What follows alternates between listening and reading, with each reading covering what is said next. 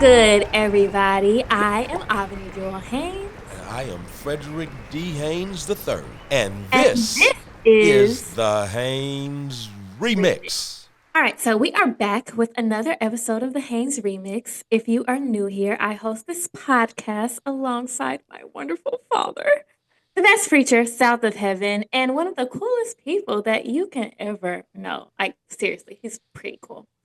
We are here Aw. to share our perspective and let you listen in on the conversations that we have pretty much every day.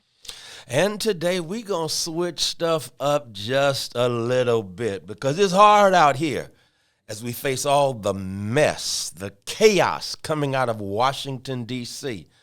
And y'all, sometimes you just got to unplug and engage in the resistance known as self-care. But before we unplug, we already know what time it is. It's time for the remix. The remix is a time for my dad to do what he does best and give us an inspirational vitamin to get us through the week. So, if you didn't go to church, we got you. So, Dad, what you have for us today? I still hope you go to church. But if you didn't go, we got this for you. 2 Corinthians chapter 9, verse 8 is one of my favorite passages in all of the Bible. And it says, and God is able to make all grace abound toward you so that in every situation, having all you need, you may abound in every good work. But you know, I got to remix it with the Freddie Haynes remix and flavor. Here it is. And God is able to make all divine, unmerited favor, mind-blowing favor flow into your life in such a way that you become self-sufficient so that you can be ready and equipped regardless of the situation to excel in the work of Almighty God. That's fire right there, because think about it, all kinds of situations hit us, circumstances try to circumscribe us. There are times when we want to do something, but we lack what we feel we need to get done, what we're trying to get done. There is a lack of capacity, as it were. And whenever you feel you lack capacity, if you're not careful, you will surrender to your situation, give in, and conclude that you are, watch this, victimized by what psychologists called learned helplessness. Learned helplessness is basically when you conclude there's nothing I can do. There's just too much going on, and I can do nothing to remedy, resolve, or rectify the situation. But not according to this passage. This passage says that God is able. Now, really, you can stop and shout right there, knowing that God is able, but God's ability is connected with our availability. And God, watch this, when you find yourself up against that which is overwhelming, God unleashes God's unmerited divine favor. The coach of South Carolina, she calls it uncommon favor, where God just does such mind-blowing stuff that the only thing you can do is credit God for what took place, because here's what God will do. God says, when you've come to the end, that's when I will begin, and I will fill in the blanks. And before you know it, you are accomplishing what you thought you never could do, but you've discovered that you had, here it is, an unseen hand providing for you, protecting you, giving you just what you needed to do what it is you needed to get done. And so please know that God's uncommon favor, God's grace is able, here it is, to give you everything you need regardless of the situation, so that having all that you need, you may abound in every good work. I guess I'll give it to you like this. You will blow your own mind with what God accomplishes through you because of God's uncommon favor. I like that, Ab. Well, that was a remix. Okay. Well, Dad, Ab. Today we have a special guest with us, don't What? we? We got a special guest in the hizzy. What's her name? Are you familiar with this woman? I don't Let me know if I see. met her before. Let me check the ID. Deb Deb Debra K Kay Peek hyphen Haynes, New Jersey, Oh, Detroit. no, Daddy, I think she. I'm sorry, my Well, bad. let's not go there, y'all. We have a whole We won't go backstory. there. Because, depending on if you're from Michigan and you meet my mom, she gonna tell you that she is from Detroit. uh, Now, if you are from New Jersey or New York and she meets you, she gonna tell you she from New Jersey. She had But a we got my whole mama here. hold it. She had a whole conversation with Raquel Letson when she was here for Women's Day because Raquel is from New Jersey, and you should have Oh. heard your mother. Oh, I'm from New Jersey. Hi, mommy. Hello, Abeni dear. How are you? I'm fine. How are you? I'm great. Sorry, we had to talk about. Yeah, I'll get you later. That's okay. But anyway, mom, we're talking about self-care Yeah. in a Project 2025 world today, and I think you're the perfect person to talk to us about this because so much of self-care is also healthcare. And you've had a very inspiring healthcare journey. And in the midst of this Project 2025 world, I think you're doing a lot of great work that I also want to get into regarding, what you're doing for the youth and making sure they have healthy diets and everything. So, quick question just to start us off. Mom, how are you taking care of yourself these days in light of everything that's going on around us? Well, to be quite honest, the last few days have been very challenging because we had this wonderful Women's Weekend. And so I now have to step back and take time for myself, more rest, and a massage, and just some time to sit and reflect. So anyway, I'm working on it. Thank you for asking. But I think that's a good point, and that is that every now and then we need to know when to step back. I think that's a part of a huge lesson when it comes to, health care and self-care. And so the powerful piece is that people will look at you and reach conclusions. Oh, Deb always has it together. And to think that you actually get tired and had to step back, and then you knew exactly what you needed to do for you to get revived. Talk about that.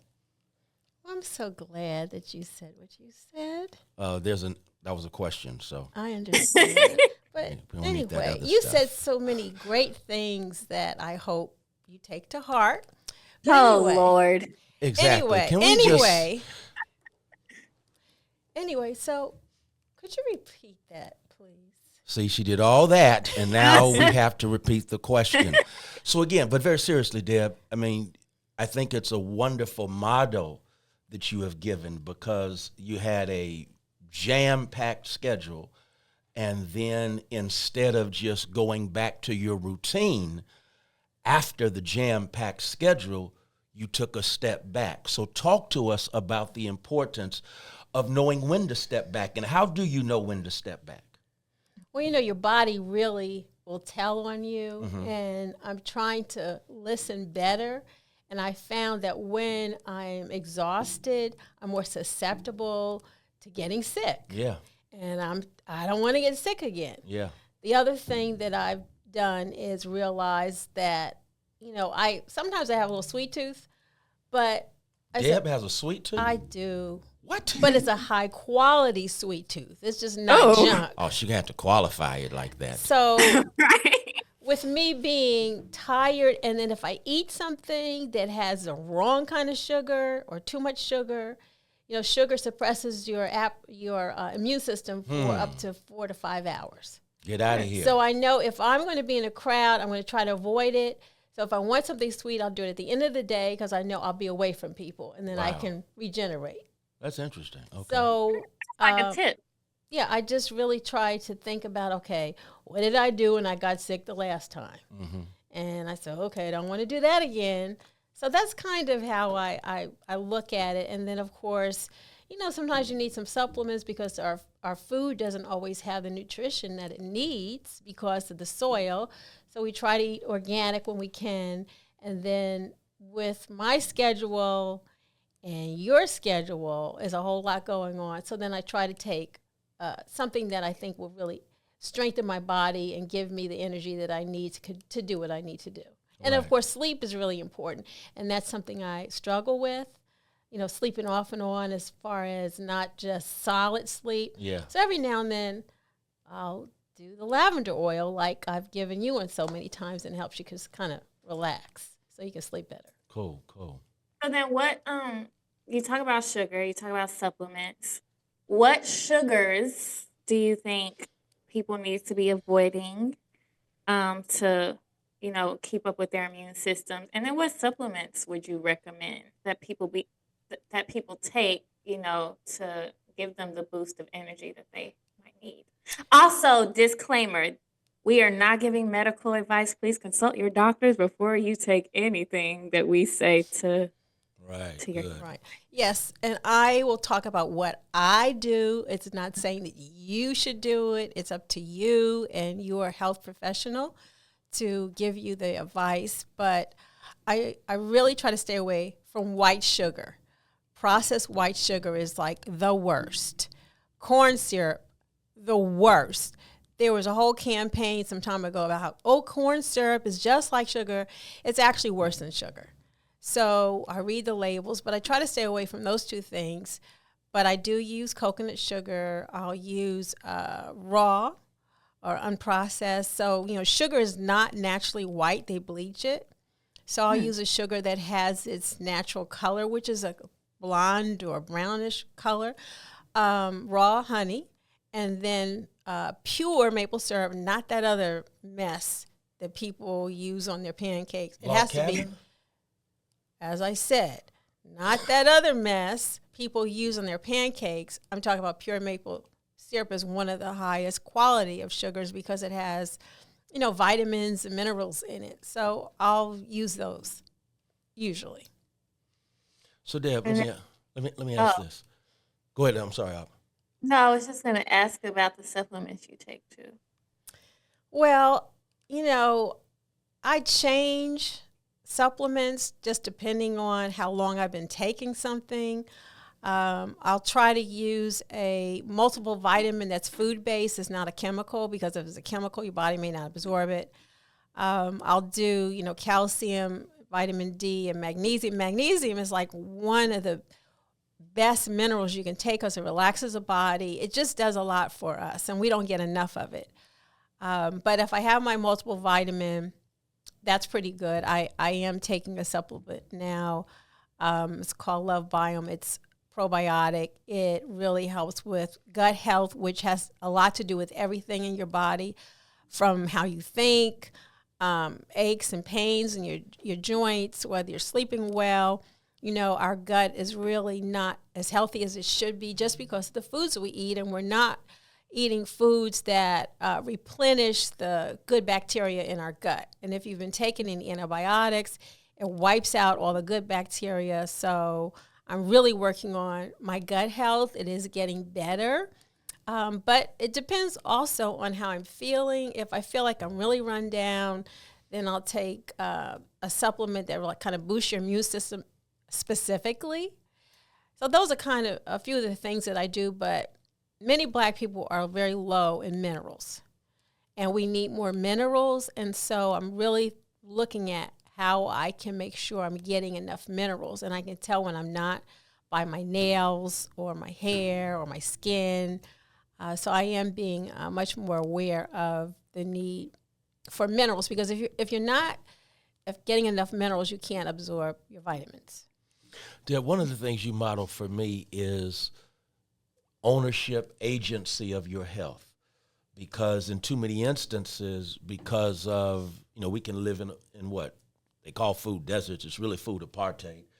And then the authority that we ascribe to our healthcare professionals, where it's like whatever they say is what we do, as if they're God. Right. And again, with all due respect, because they have trained and all of that stuff, but you were big on personal agency, owning your health. Talk to us about what that means to you, and even if you want to share how that is manifest in your own experience, where you didn't just buy into what was diagnosed. Right. Well, it was really life changing to me when we decided to start a family, and then I went through this time where my cycle stopped, and we went through a whole lot in 2 years trying to get an answer. And, I just said, I am not accepting what was told to me by 5 physicians who were probably great physicians, but they had been the type that have adopted a Western mindset, which is, that God works in a square and this is what we do and this is the only thing we can do. And this is what we're telling you that's going to happen to you, as if, wait a minute, you're not God. Yeah. So that whole very, very difficult situation really opened my eyes and my ears to healthcare. So as you said, people that are in this profession that are MDs and all types of different disciplines, brilliant. I mean, it takes a lot to go through it, and I'm not disparaging it at all. But at the same time, in the world we live in, I really appreciate those doctors that have gone back to study and learn more about nutrition. Yeah. And I have been very blessed to have friends. Dr. Jewel Pookrum is the one that really, worked with me. And that was just a blessing how we even met. But I have, Dr. Betts and other doctors that I really appreciate that are MDs who are practicing medicine, but they have actually gone on to learn more. Dr. Jill Wagner, she's another one. I mean, she's going on to my doctor. Yeah, so, and these are women that I can talk to, that I respect, who don't work in a box. And I tell people all the time, they say, well, the doctor said this, and I got to do this. And it's like, why are you putting God in a box? Yeah. Because there's healing in a lot of different ways, herbs. I mean, Dr. Bex reminded me, up until a certain time, we couldn't go to the doctor. So what did they do? They went into the yard, pulled some herbs, boiled water. They intuitively knew what to do. As I said, Mother Africa gave us that intuition. Yeah. And when people were enslaved, they remember back then because they didn't have any help here. So we're sitting here because the men and women that are in our blood from the continent, they knew what to do intuitively. So I just try to think about, okay, Lord, what other options do I have? Yeah. And I always say, and I don't ever want anyone to think I'm criticizing, but I always say, you could do everything that you know to do and still something's wrong. Right. Because we're human. Yeah. But at the same time, most of us don't do anything we can do. Yeah. And that's the problem I have. Just working in a box and only going to do it a certain way. The doctor said this. The doctor says, like, oh, my gosh. And then the other thing is we won't change doctors if we're not getting the results. I went to 5 in 2 years. Yeah. And that was so difficult for me. Yeah. And the things they would say to me, one doctor left me sitting in her office. I was in tears. She just got up and left. Yeah. I mean, no compassion. So I learned a lot. Yeah. And so that's why I try to convey to other people, you do have some options. Think outside of the box. Talk to some different healthcare professionals. It could be an herbalist. It could be an acupuncturist. It could be a chiropractor. I mean, there's so many, even a massage therapist. Yeah. There's a sister that has her own lymphatic massage system over in Grand Prairie, Noelle. I mean, she's healing people in a lot of different ways. We exchange information. She tells me something, I tell her something. So open up your mind. Yeah. And know that God is a huge God. And why are we acting like he's small? Yeah, that's good. Well, we're going to take a quick break, and then we're going to get back into some more things with my mom, especially regarding some projects she's working on, and I want her to expound a little bit more on her story. So we'll be right back.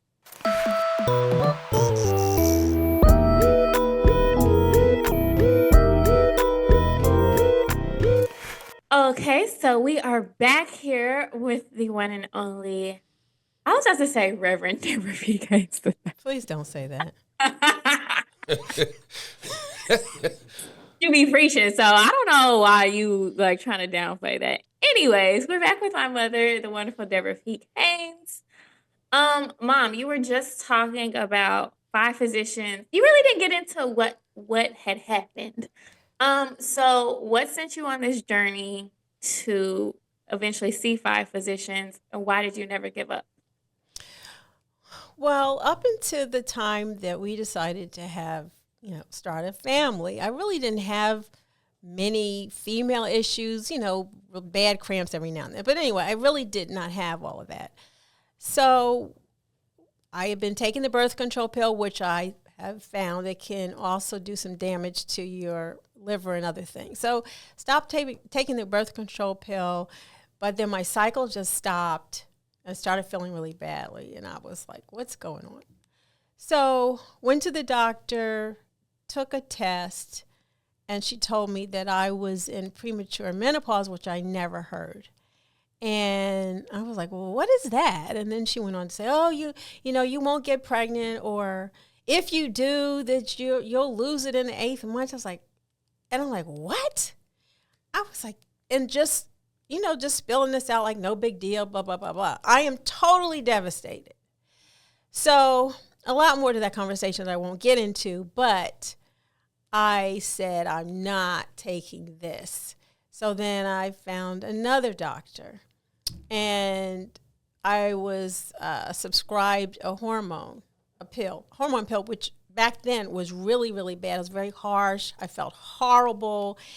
And then this doctor said, well, we can send you, I think at the time, Reno was the only place where they're giving the injections to try to help, ovulation and all that.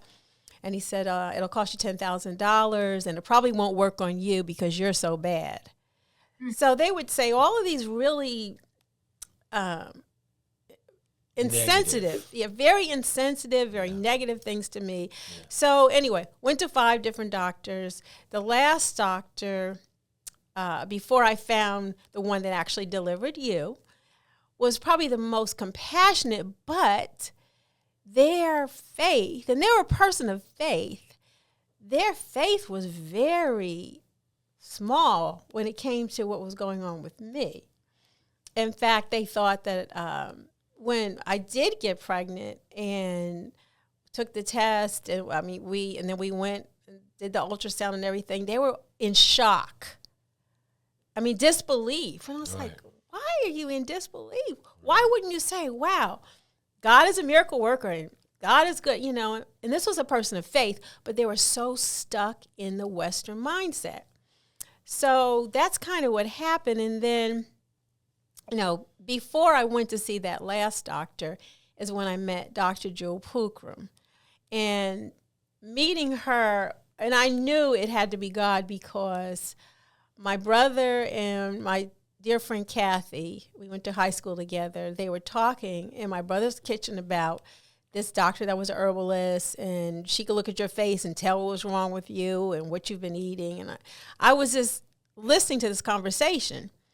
And so I thought, oh, maybe that's somebody I need to see. And then they said, oh, yeah, she was a gynecologist. She was the youngest doctor to ever run the Henry Ford Clinic for Women, Henry Ford is a huge hospital in Detroit. They do a lot of research. Noted, of course, it's named after Henry Ford. Really big deal.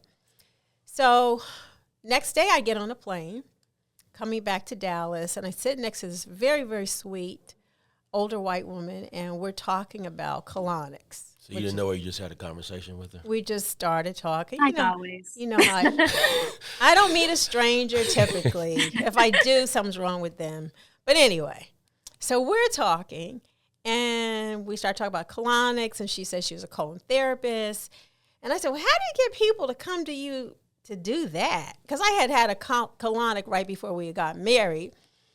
it was an experience that was very helpful, but it's not, like your father's face is looking right now.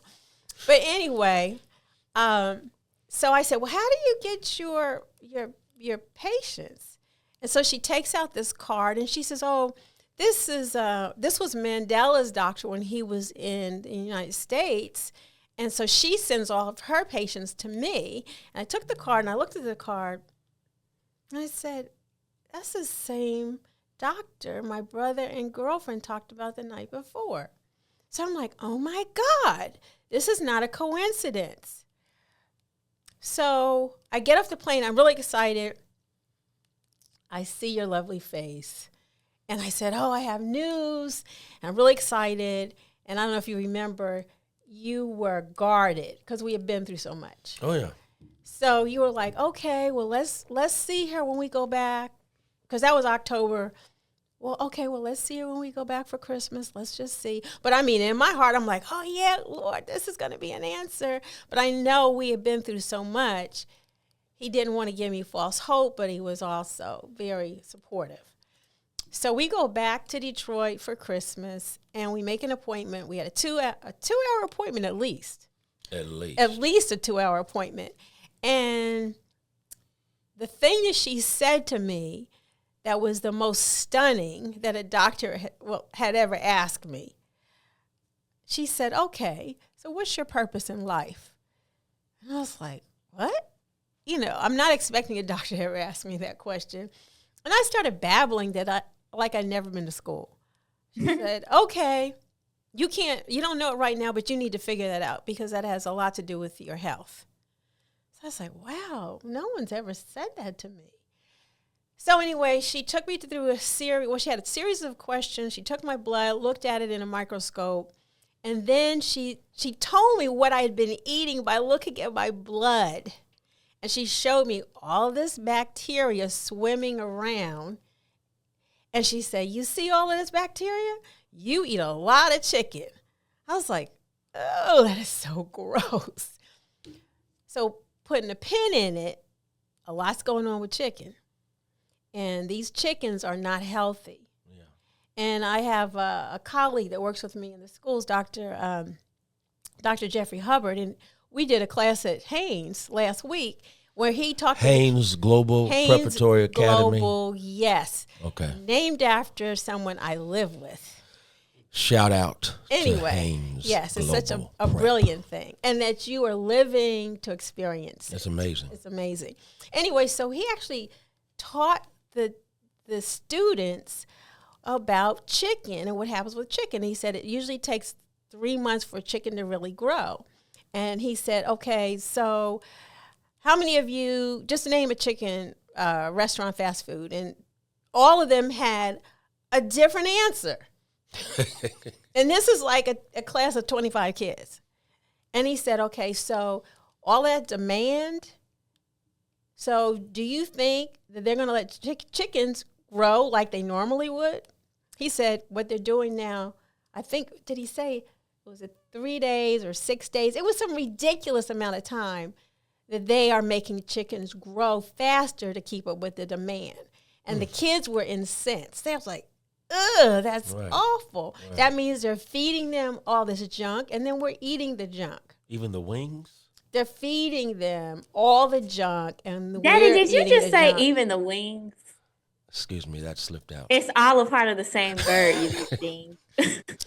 Anyway, so I just wanted to drop that. Yeah. So chickens are really dangerous right now just because of the way they're raised and what they're eating, and they're not getting sunshine and all those things. But so going back to Dr. Jewel, so she said, your body is nutritionally deficient.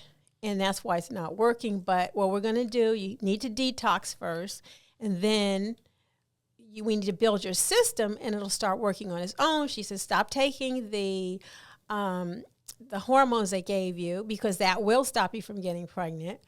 And we're going to give you a diet. So she put together a booklet for me.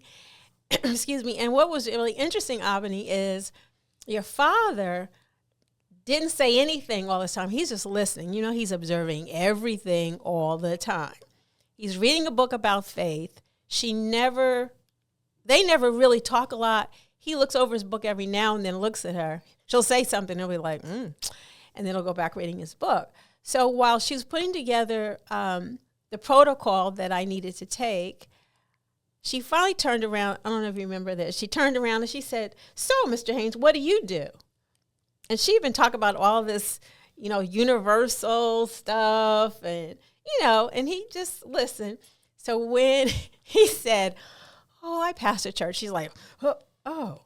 And I think instantly she had respect for him because he did not challenge her. He was very open to what she was saying. And instantly she just fell in love with you and respected you. And she always tells me that. So, but one of the things I have to say, I can be, how could I say this? We all can be rebellious sometimes. And so I was a little rebellious because she gave me a book list. And when I came back the second time, because she asked me, "How committed are you to doing this? Because you need to see me 8 weeks." Well, of course, I'm living in Dallas. And I said, "Well, I'm committed because I've been looking for an answer for 2 years." She said, "Okay, you come and see me every 8 weeks. We're going to go over your protocol, see what you're doing." And so the second time I went back, she said, "Okay, so what do you think about the books? What have you read?" And I didn't read anything. And so she said, "Well, how are you going to know what to do if you don't read?" And something said to me, "Look, you've been going through this for 2 years and you're not even going to read the book she gives you." So I went home and I read the books. You really did. And it was so eye-opening. And Abeni, I know I became a real pest to a lot of people because I was equipped with so much information from what she taught me in our sessions and then reading the books. But I just became a walking library for health. And, I would stop people and say, "Oh, you're coughing. Oh, you're full of mucus. Your liver needs to be detoxed." And I know I was just really out there. And it's kind of funny. But then I think about it. What did you say? You were? I said, or are you still like this? I'm a little more contained. I'm a little This bit. is you contained? Oh, God. No, I'm saying when I talk to people and I'm asking them, it was much worse. But when I ask them about what's going on with them, I'm a little bit more sensitive about my approach. Let me just say that. But I'm still very much concerned, particularly by I'm very passionate about it. I'm concerned about our people. And then I have to step back. Sometimes I say, I need let God be God. I can't help everybody. Right. But I want to. Yeah. So that's kind of the story. So the thing that happened is, and then she had me do a moon, however the moon was, I had to write it on this chart because it helps with knowing about ovulation. But anyway, my cycle started in 2 months after seeing her. She thought it would start in 3. It started in 2 months. And she said, "We don't want you to conceive right away because you need to detox. And you don't want, your child to have all this stuff in them." So then I conceived in a year, and it's history, and I'm sitting right here. And I'm talking to you. And the other thing they told me, several doctors said, "Well, if you do get pregnant, you won't be able to go to term. You'll lose it in the 8th month." I was like, how could they tell me that? You were born the day after the due date they gave me.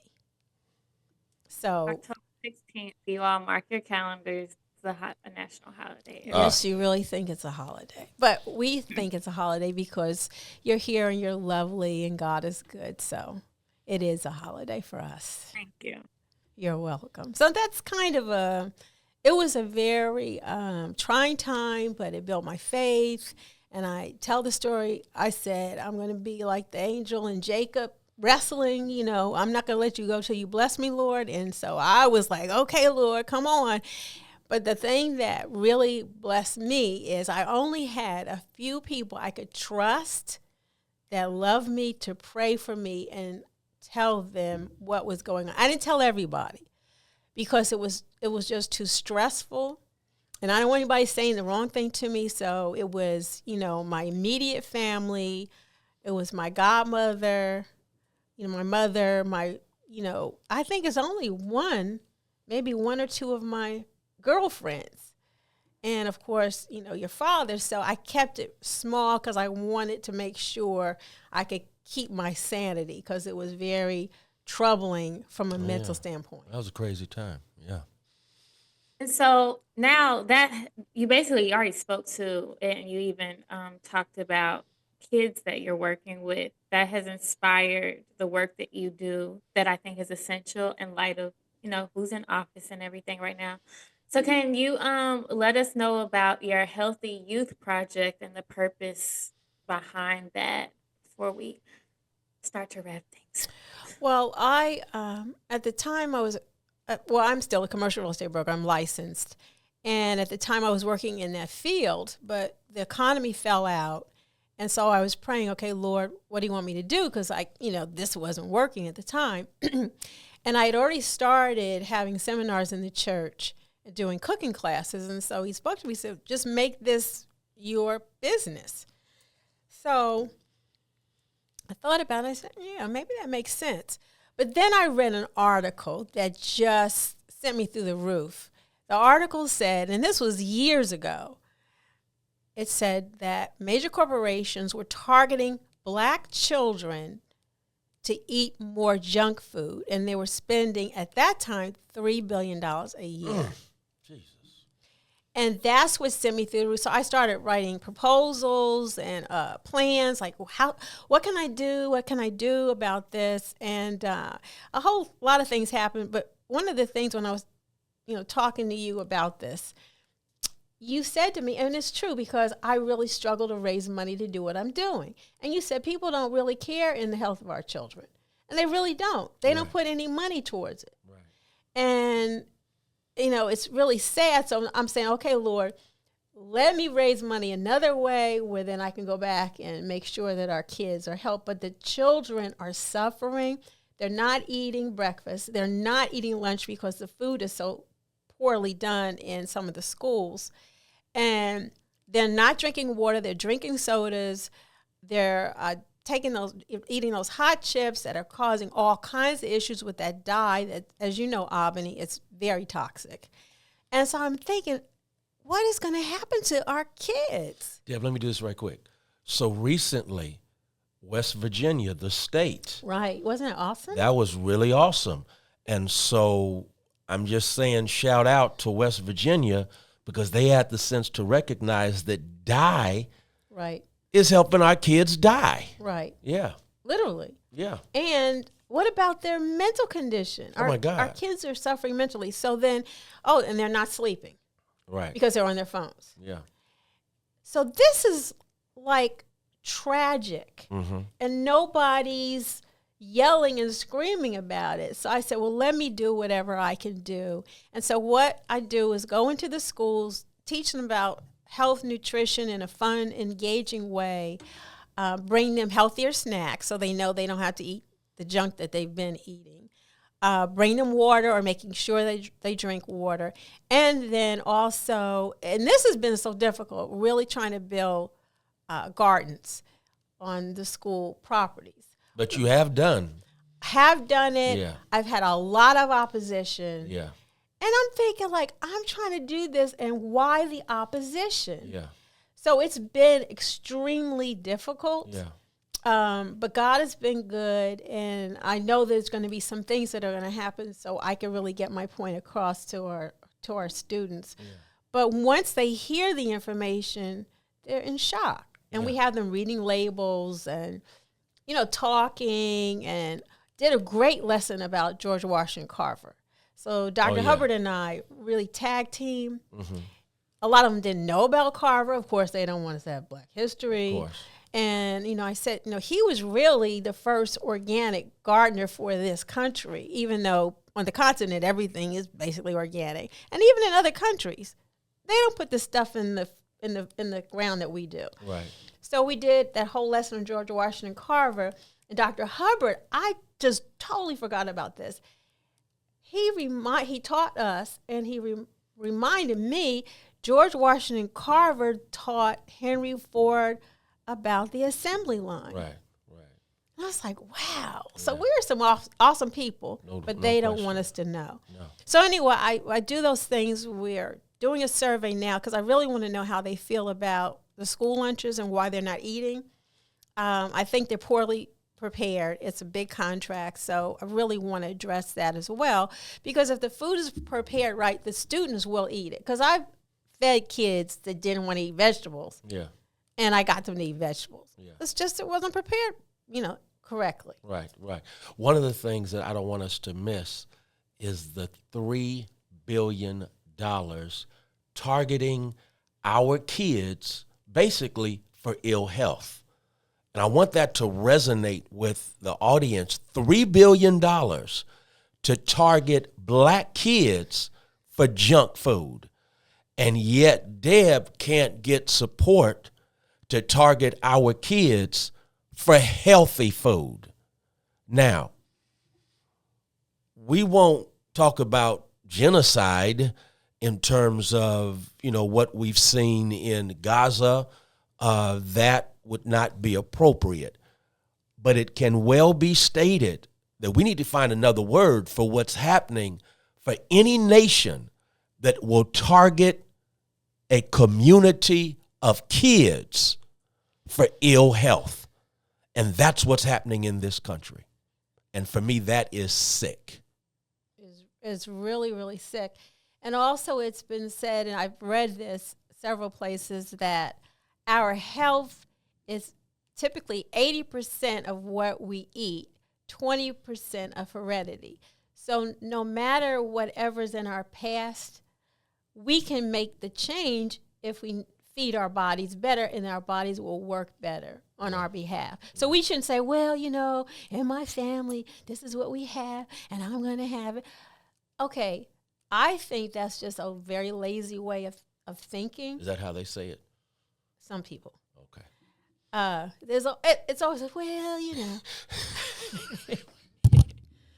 Okay, so the joke is, my mother, whenever she would talk about someone, as you know, she would go into the character, and I didn't know that you and I do it now. Because one Sunday in the dining room when we were having breakfast, you started laughing because, Abeni, you were talking about someone, but you went into their character. And I was like, why are you laughing? And you just couldn't stop laughing. And then you finally told me, you and Abeni are like your mother. You have to go into character. You just can't say what they said. Because Abeni, you were really into yeah, and they said, and you were going to, and he just crapped up. All right. That's great. Anyway, so it is really, really tragic. And I'm concerned about this generation of children, and they need access to fresh fruits and vegetables. We have a garden here at Friendship West. Really trying to get more support. Anybody that wants to help sponsor the garden, let me know. You can also get fresh vegetables. We have Isaiah Mataruka from Zimbabwe. He's gardening like they do back in Zimbabwe. And so the vegetables are outstanding.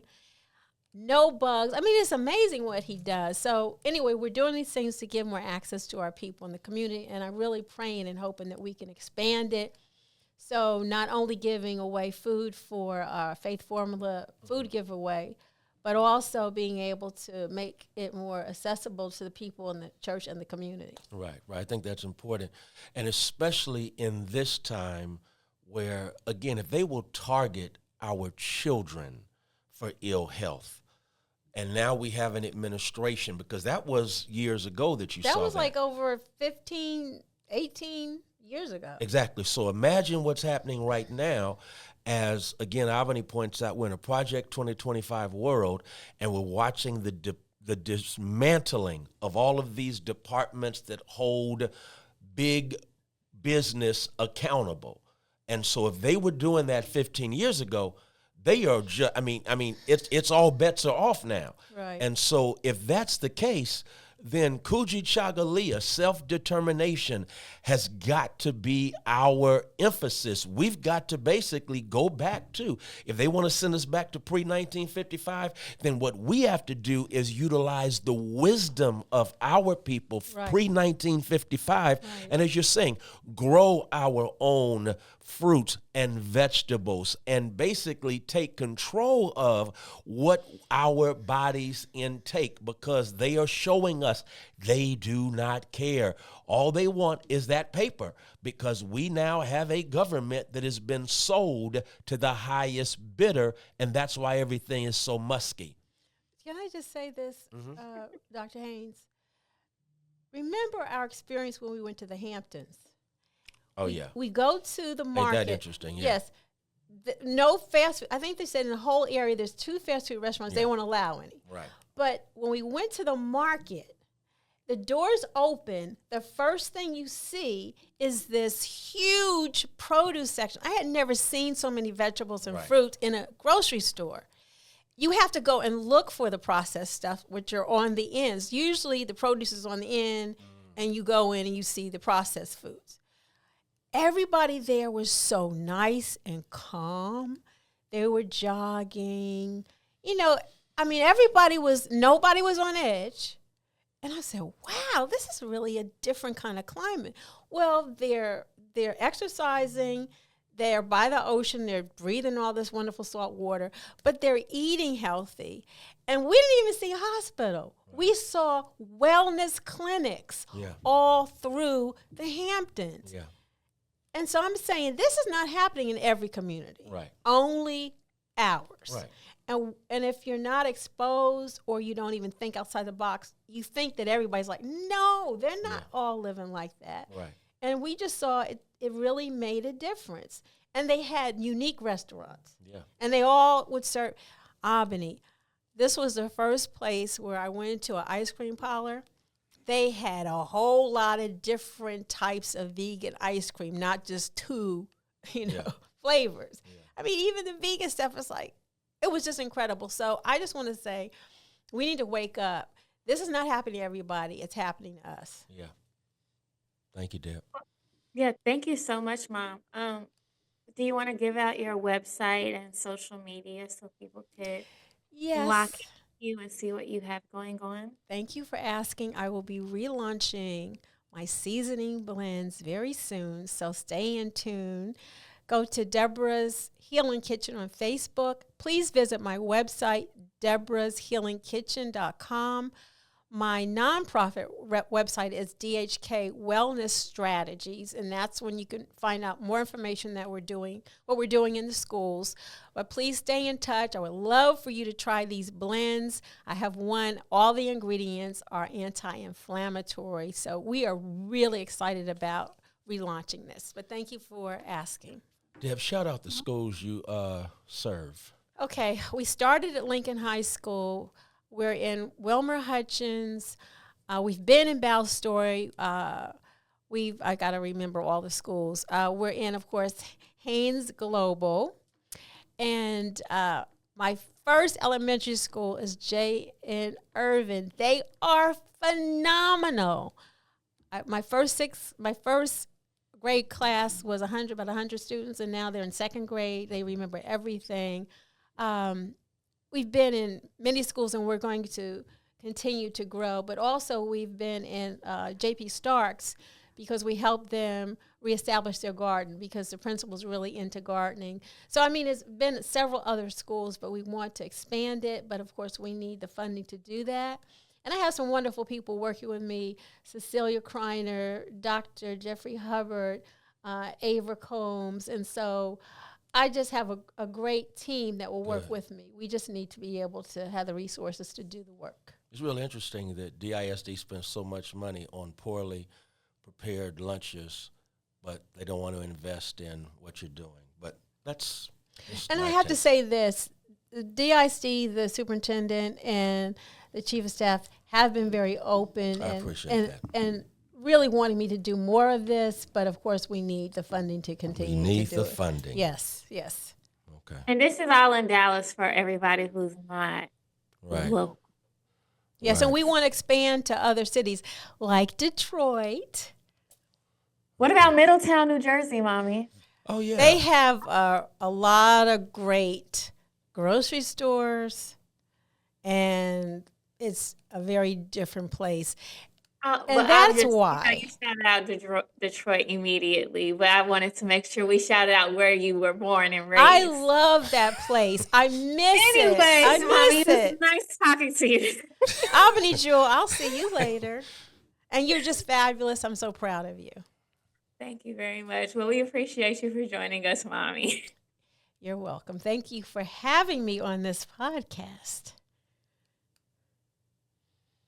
So glad you joined us. Thank you, And Reverend. thank you for sharing your story. It was Really- very powerful. Really appreciate you and all that you do to support what I'm doing in the community. Thank you, Deb. You're Thank you. Ab? Okay, so now we'll close out. Okay, so I should just start. Mm-hmm. Okay. All right, y'all. Well, I am so glad we got to take a little bit of a break today. I know we got into some of the craziness that's going on, but I'm glad we got to talk to my mom about what we need to do to stay healthy and even listening to her journey and how that it can inspire our walks with our health care and what we choose to consume on a daily basis. A healthy lifestyle is the only way to go. So I hope you all took some notes. But anyways, make sure you stay connected with what we have going on at the Haynes Remix by following us on TikTok and Instagram at the Haynes. That's Haynes Remix. Our mailbag episode will be coming on later this season. And so if you have some questions for us, please submit them now at www.fdhministries.org/the-Haynes-remix so we can answer them. If you aren't watching us on YouTube, please go on over there and subscribe to my dad's channel. It's just simply Frederick Haynes. Or you could search the Haynes Remix podcast and his channel will still pop up. If you want to follow me on social media, I am at Abeni Jewel on all platforms. And I am at FH Unscripted on Twitter. Yeah, I still call it Twitter. Mama call it Twitter. I'ma call it Twitter. And on Instagram at FH Unscripted. Now, I really want you all to tune in to our next broadcast as well. It's going to be absolutely powerful. Perhaps you recall during the soft launch, we were blessed with the insights of what's happening in Palestine and the politics of Palestine with my beloved brother, Dr. Omar Suleiman. He was absolutely powerful. I'm also gifted with a sister who I just really appreciate. She's just powerful. The one and only Linda Sarsour. She's going to join us next time on the Haynes Remix because even though the politics of Palestine and Gaza is not really dominating the headlines, there is still devastation taking place there. And sadly, and I want to say sinfully, this new administration has plans to do something that is downright wicked, evil, egregious. And so we want to stay conscious to what's happening, not just in this country, but even around the world. We want to know what's happening in the Congo, what's happening in Haiti. We want to know what's happening in the Sudan because injustice anywhere is a threat to justice everywhere, is what Dr. King said. And so this podcast is going to go there. And so look forward. Join us as we talk with this amazing sister, Linda Sarsour, about what's happening over in Palestine. I am Abeni Jewel Haynes. And I am Frederick D. Haynes III. And this was the Haynes Remix.